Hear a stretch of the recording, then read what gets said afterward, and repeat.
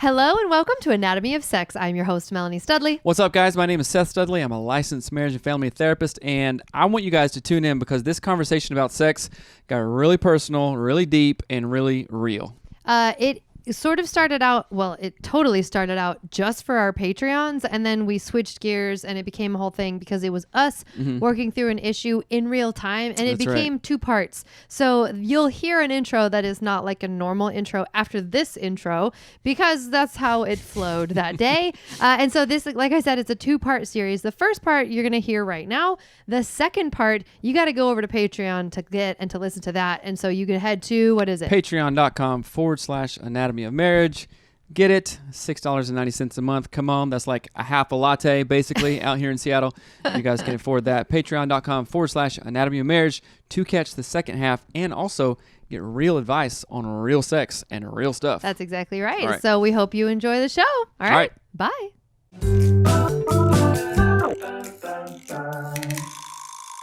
Hey, Patreon. What's up, super fans? You're not Patreons. You are super fans because you like what we do. And you want to pay for it. And we like you. And we like you, right. We love the interaction on Patreon and stuff. We got a lot of good questions. Reach out to us anytime, for real. It's like, hey, okay, you want to chat? Let's set up a call. Get a quick 10 minutes, whatever. We'll walk you through stuff, right? And thank you again for being a Patreon supporter. We love you, and you're awesome. And because you like Patreon, we think you're going to like something else. That's right. That's right. You're diving in, huh? I'm diving straight in, girl. Going for it. Okay. Taking off them pants.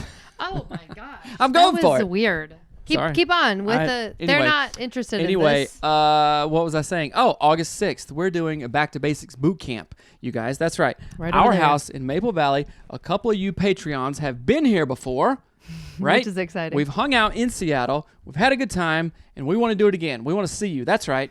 Our friends from Canada talking to you right now. Hope you can make it down. And August 6th, Back to Basics boot camp.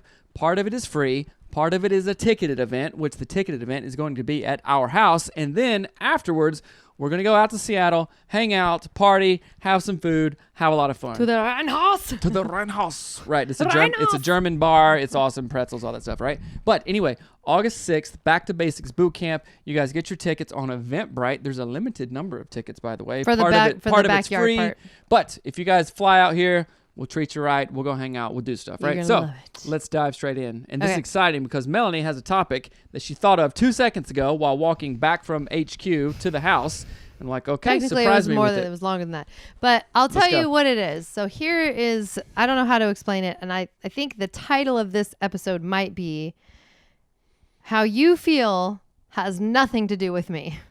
Or my body. Perhaps.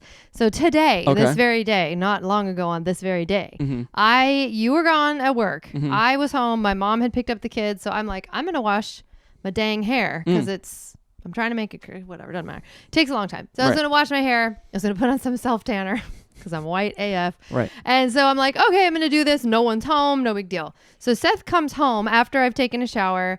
After I'm trying to do my hair stuff, I've got stuff on my legs, and I was standing in a t-shirt and I had underwear on, right? Minding my own freaking business and nothing to do with Seth. Right. And he looks in the bedroom. He's like, oh, you look hot. I'm like, cool. Thanks for the info. I'm still just doing my thing. Right. And then he came into the room later. I don't know if it was immediately after or a few minutes later or whatever.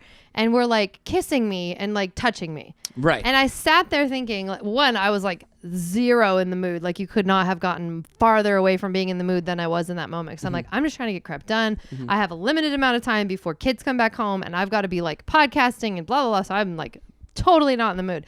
But then equally, I thought, what the hell does he think that I have to now manage his boner, basically? It's not this is a funny way to say it. Right. But what is the word I'm trying to say? Arousal is now my problem. That's the name of the episode. Your arousal is not my problem. Okay. Tell me what you think about just what I've told you so far. Let's see. I understand what you are saying from that, but I wasn't weird and super touchy in anything like that. I know. Right? I'm not saying I was that you were. Oh, my wife is in underwear. Okay, yeah, that's just arousing, right? Just normally. It wasn't I was oogling you or anything like that, right? So the term is ogling. Ogling, okay. But is that a baby ogre and ogreling? possibly. Now Right? that was funny. But I don't like that because I think that reflects more of what you view about the whole situation. And I think the issue lies with you, if you want me to be really honest. I'm not joking. Now, Okay, hold on, ladies. No, if you want, please comment. No, please I understand comment on this. what you could be annoyed at, like well, okay, I saw you in underwear. Now I have to have sex or something like that, which was farthest from the truth in this situation, right? That's not our. But I understand. Dynamic, as women are traditionally like, okay, the emotional caretakers kind of thing, and does that make sense? Mm-hmm. So I get that whole aspect of it, right? I am very schooled in gender studies. Oh, geez. Anyway, actually I am. I had a lot of classes on it, but I get that, right? But I think that you have some stuff that is really negative connotated from your family of origin of how your mom thinks of men, and of course there's been injury there and all this stuff, and I think that residually flows into this stuff because I'm not just a goober douchebag going, oh, I'm gonna have sex, I can't help it, right? I'm not going and looking at porn or anything that was like really that. Funny. It's like, oh, I gotta go over here because you're not putting out or anything. Right. Never said that at all, right? So I think I'm really awesome. I liked your. You understand what I'm saying? Right. But on the other side of me, there is an arousal, like the spontaneous desire kind of arousal thing, that when you say things like that, literally tamp down things and go, oh, well, okay, now what am I supposed to do with that? Right, and it makes you feel stuck. Like it does make me feel stuck because, like I said on another podcast, or I think it was with a coaching client, it's like there are women walking around with no bras on all day, right? And I'm like, oh, okay, wait, so that's there, right? So technically those are there. Both of those are there. And I'm not like going up and, honking them or, being dumb or anything like that.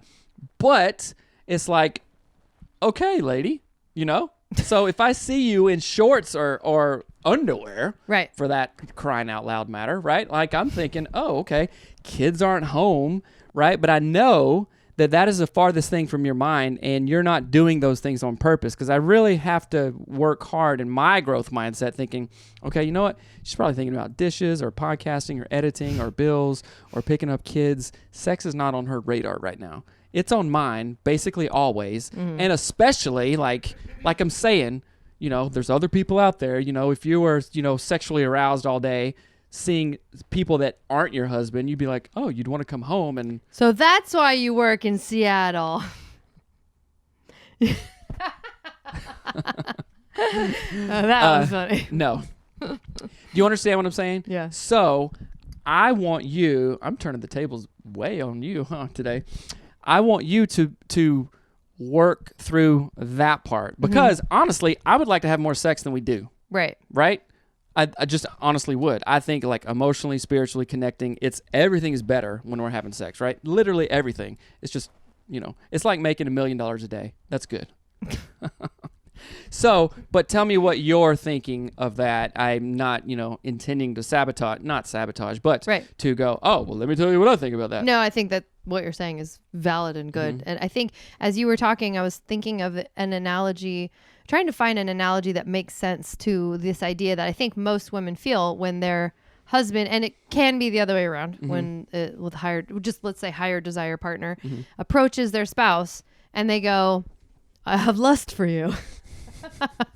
So they sort of proclaim somehow, whether that's groping or saying like want to fool around or want to do something or whatever, they state that there is, arousal happening. And then the other person is like, well, this is the last thing I want to do. Now I have to manage this. And it's very similar. Because then you might have to deal with a pouty partner or something, right? So it's like this, though. It's like if I said to you, Seth, I'm hungry. Make me a sandwich.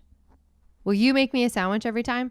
But the sandwich involved your body, and you didn't want to make a sandwich. It does involve my body. I got hands. Well, I'm not going to magic poof a sandwich. Magic poof. Yeah. But you see what I'm saying? Yeah. Like, it now becomes your responsibility to, what the crunch? There's a big fly in here. It's your responsibility now to deal with my hunger.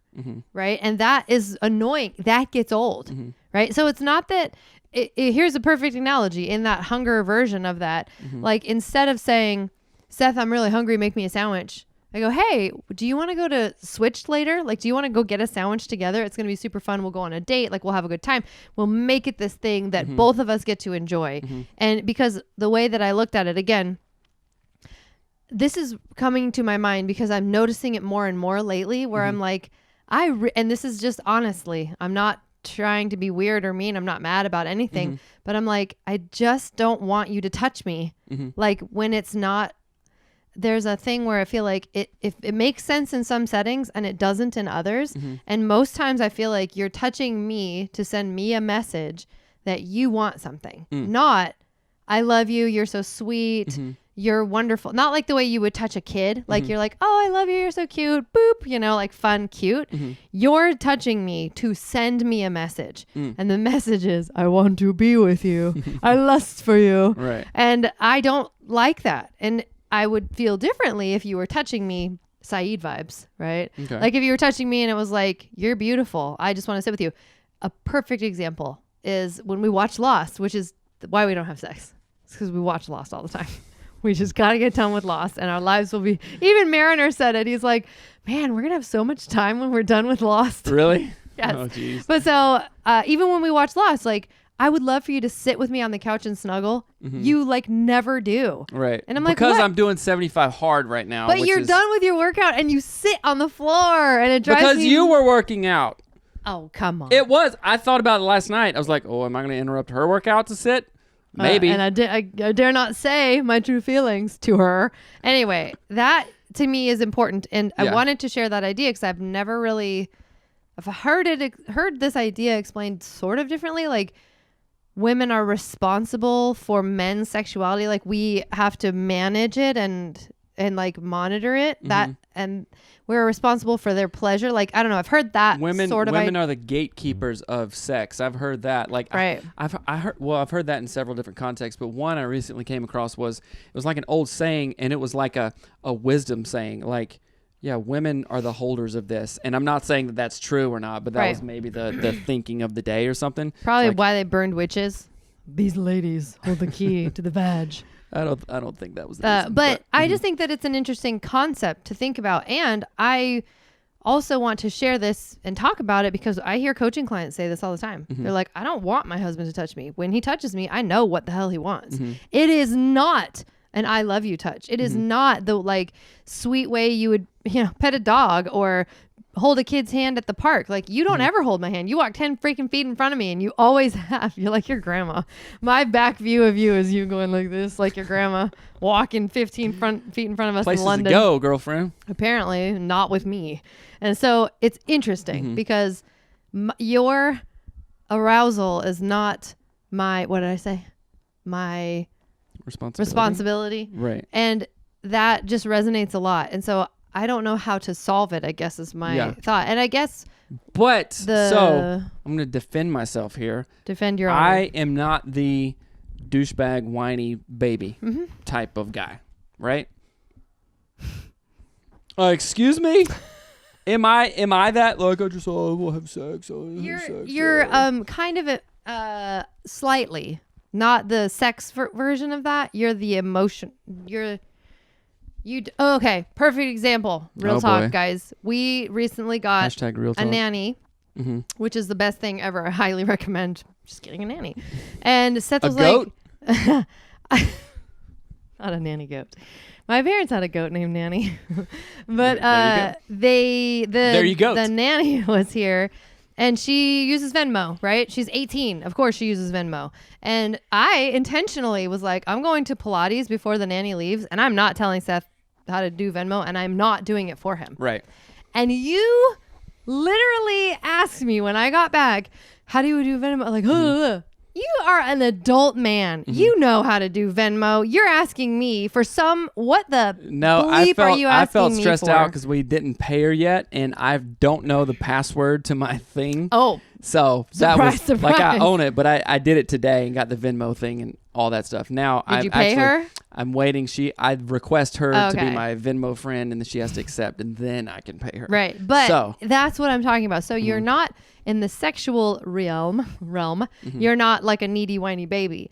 But there are some areas where I'm like, you're an adult. Don't ask me how to Venmo somebody. You like create programs in Indian country. I think you can figure it out. I think So that is what I am talking about. So that is the same energy of, I don't know how to do it, Mom. Will you do it for me? Mm-hmm. Mom, will you wash the thing out for me? I don't really know how to do the dishwasher thing. Mm-hmm.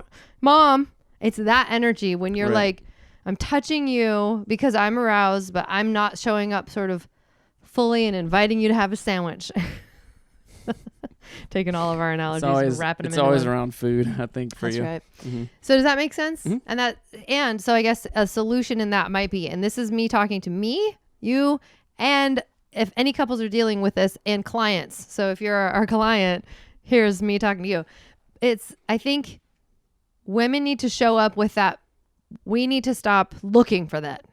Okay. Mhm. I need to stop looking for that behavior in you, Right. because that was my awareness today. My moment of clarity was like, oh, Seth is telling me about his arousal. Now it's like being thrown onto me. It's like volley over to me. Now it's my responsibility to do or not do something with that. And I was unaware that I was looking for that. See what I mean? Mm-hmm. In the past, I had So- been looking for how Right. you're making me responsible, and that only made me bitter. Right. Right? So that's step number 1 is wives. If you sense this in you, if you feel like this is something that's going on, let's try to change that. Let's us actively try to come with a different like energy around it and be like, oh, he's just expressing and sharing. Like, but then on the men's side, would you rather me do the opposite of that? Just like not tell you, Well, hold on. you look pretty, or you know what I'm saying? No. On 'Cause the, that's not what you want. on the opposite side of that, what I was going to say for the men to do is like, you are welcome to tell me that I look pretty, but you're not welcome to just like come and grope my butt. Like that is not, that'd be like me saying I'm hungry and then taking mayonnaise and spreading it on your face. Now you're responsible for Right. now physically, like Right. it makes me feel like my body is not my own. Right. And I don't know how to explain that to you. I don't know what it would be like if I opened your car and just was like, hey, I feel like driving a truck. And then I get in your truck and just like spill crap all over. Like, here, yeah, I'm driving me. You know, it's about me, not you, not your truck, me. And that's how it feels when you approach me like that. Right. So what I think would be better is, again, it's almost like that invitation to go to Switched. You say, I'm in the mood for a Sammy. So maybe this is why you that's keep saying, interrupting me. because I disagree with a lot of it. That's why. Maybe that's why that saying is women are the gatekeepers kind of thing. Because like mostly, just biologically, males have higher sex drive. You know what I'm saying? So it's like, I'm not going to be like a puppy about it, but I will Right. be verbose of like, okay, if you don't think you look good or whatever, verbose. Or I'll express those feelings, Yeah. right? So with you're a hard nut to crack. I don't know what to do with you, basically, because I say you look good, this and this, and guys, maybe you can relate to this. I don't know, right? You say you want this, you say you want that, and I'm like, well, okay, now she doesn't want to be touched, so what the hell do I do, right? So I have to really fight back of like, okay, do I just avoid that? I want sex. I still have to like have that emotional and physical connection, right? Because it's a spiritual connection too. So it's like it's really hard to understand. And like when you were talking maybe 10 minutes ago, I was like, just forget it. It's too hard. To some degree, you know what I'm saying? To some, I mean, I'm not just going to say not forget it. And I'm not telling you guys to do that either. But it is, I am willing to do the work to think critically about it and then do what you say. But I'm not going to let you sit here and say, you know, like be weird about like my higher desire thing, because that's that's just like shaming kind of thing. No, like no. I think that and here's the thing from family of origin, you go to that. That's what I would really like for you to work on, is basically don't do anything from your family of origin except the good things, right? And I'll try to do that too, right? I go to what? Say that you said I go to you that go shame? You go to shaming and a very, very quick, well, if you want this, then this is what you got to do. It's like there's no freebies. There's no grace with you almost kind of thing. And I'm not talking about like a quickie or a freebie or anything like that. It's like, hey, you know, I want to, I don't know, like if I, am flirty with you or something, you're like, oh, that wasn't good enough. You should have started 1 hour ago. I'm like, well, shit, kind of thing. I don't say that to you. You do. You say it, and you are very, I'll be real, you are very curt. Do you know what curt means?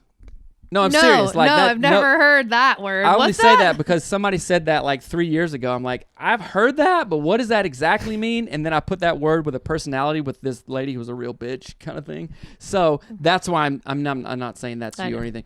But I'm saying, yeah, you're very curt. You're very like, well, you didn't do that, so don't even think about coming crying to me. I'm like, that doesn't feel very inviting or empathetic or anything. And now she's saying all these things that have to line up, like for her to want sex kind of thing. I don't think I'm just going to not do that. This is really weird. Yeah, I think what So I want you. Hold on one second. I think I hear what you're saying, and I hear what you're saying that you would like me to work on. I acknowledge that, and I agree. It's really weird as you were talking. It's like and it seems like someone should have told us this forever ago, and we should know this about ourselves, but I don't know if we've ever explicitly said it, is that you channel everything emotionally. I channel everything like logically. And that clash is That's interesting. So I have, and this is going to sound awful. See, you're curt. You don't care. I do care. I care so much you're that a pod. Do you know what a pod is? What else don't I know, people? I'm apparently a ding dong. Do you know what a ding dong is? Yeah, I got one. But what I was saying was, when I look at you, I love you, and I think I love him. I go, oh yeah, I love him, and here I am. I'm standing with only my underwear on. That's the man I love. Just walked in the door, but nothing in my body goes, oh, Seth. Oh, he's home. If I do this, oh, it's that. Right. But I'm gonna push back because you have said that you do think that. Yet. You get super excited, and then you tamp that down in your own self, and you don't say it. You see what I'm saying? The people who weren't watching us, I was pulling his microphone away. Get me not to talk. Bending down. But what I am trying to say is, when you do things logically and linearly and like fix the dishwasher and put the towel in the hamper and clean up the puppy poop, then I go, I can connect you emotionally. Does that make sense? So when you're like, oh, you're always telling me you got to do this and you got to do that, because that's my GD love language. Doy. Yeah, doy me. Logic is your love language? Yes. One of our coaching clients today said, you are very rational and logical. And I was like, those are the nicest things anyone has ever said about me. You can tell me I'm fun all day long. Whatever. Tell me I can sing good. Who cares? You're rational and logical? Yes. I would like a award. You have a logic zaniness. Lajani. Anyway. Right. Why I'm saying all of that is that I think that will help us understand one another better because you're looking to me, trying to find the mirrored emotional neurons. You're like, oh, I'm showing her I love her, like I'm emoting to her. She'll do that back.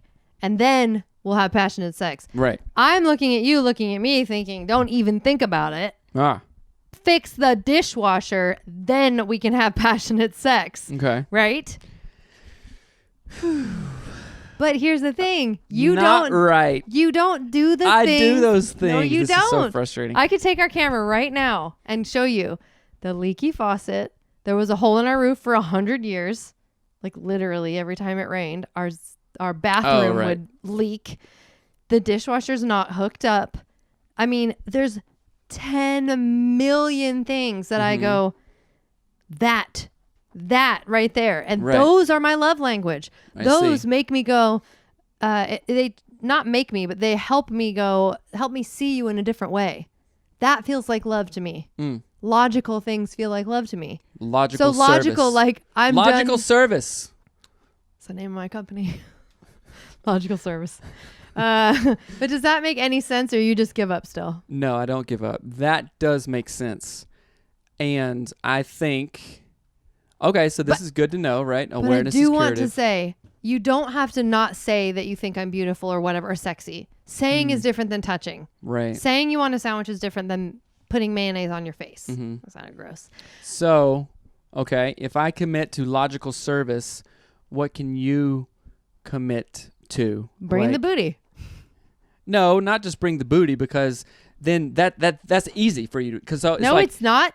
So you said, hey Seth, yeah, when you show up like this, yeah, let's do stuff.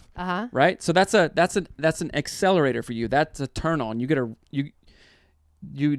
I don't know if you get aroused or not. It's like, oh, I fixed a leaky faucet. Now you're a leaking faucet. Kind of thing. But that seems one-sided, which I think historically that is your bend. No. You know what I'm saying? I'm sorry. Let me clarify. And all coaching client females will tell you that this is true.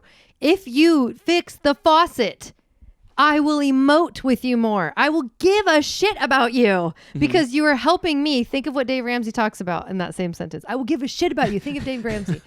Right. So think about what he says. Women have that like security, what does he say? Safety. A security gland. Security gland or whatever. Yeah. Where he's like, they need to feel safe and cared for and loved. And like their nest is not going to be attacked or broken or have leaks or have bugs or whatever. I have that. And I see my peepers are always on the lookout for something broken, something that's going to rust out the wall or break a thing or the bike is going to get all screwed up because it sat in the rain. So when you show up like a badass for those things, it's why you chopping wood is so appealing. What is wood? Wood? I don't know. Cellulose? It makes a fire. It's like when you show up, when you show up and you're protective of puppies and babies, why is that so attractive? Right. Why?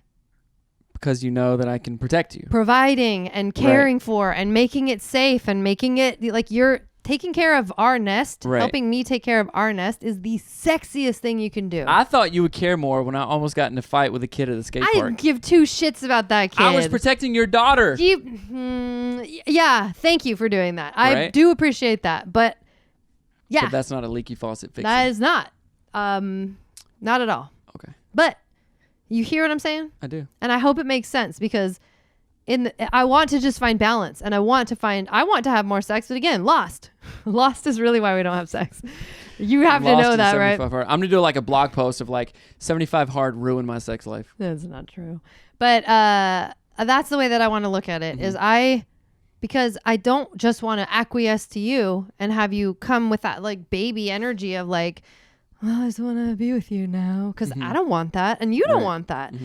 What I would love to see is you show up like you're chopping stuff down, you're building the thing, you're like, fix the freaking dishwasher for the love of Pete. We've lived here for 1.5 years and it falls out every time and I'm going to lose my brain. Right. If you would fix it, I would look at you with respect. When I respect someone, I will F them. Oh, wow. That was a joke, but not. But you see what I'm saying? So, and then in that regard, when you tell me you are sexy, I have respect for you. And I'll be like, yeah, that guy, I'll give him some of this. Let me bring the leaky faucet, right? Like, I'm very serious about this. I hope it makes sense and I hope you change. I'm just being silly, but I'm not. Oh, gosh. Please change. Right. Does that make sense? Uh-huh. You're mad. I'm not mad. Do we need to do a part 2? We're going to run out of film time here. Yeah, I know. Well, it's only 28 minutes. I thought it was longer. No, I'm not mad. I'm thinking of all the incongruencies of everything you're saying, and it makes me really frustrated. I could see why it would make you frustrated, but I'll be honest. There's a lot of things that, like deer stands sitting in the yard, broken stuff laying everywhere. Like just, we live like we are your brother. I don't love that. All right. I told one of my clients, she said this to me and I thought it was funny. So I said, girl, we're the same. She's like, my husband can't stop buying things and putting things like in the shed. And it just looks, she goes, I look so white trash. This is not how I want to live. And for me, my nest is like my pride. Right. Like it's a thing I love to take care of our house, but not when it looks like trash. And it does look like trash and it's disgusting. So I'm going to go fix some stuff, you guys, after this show. But I hope that makes sense, and we're really going to run out of time. We might have to do a double thing here. But no, that's fine. So, okay, email if you have any questions about this, or not email, but send a Patreon message on this. And we want to know what you guys think about it, right? Yes. Husbands, how are you showing up, right? Do you need to fix stuff so you can have more sex? Wives, are you like just like Melanie and terrible about things? And you have this long-ass list of stuff? Insight. Right. A long-ass list is stuff that should be done. Yes or no? I don't know.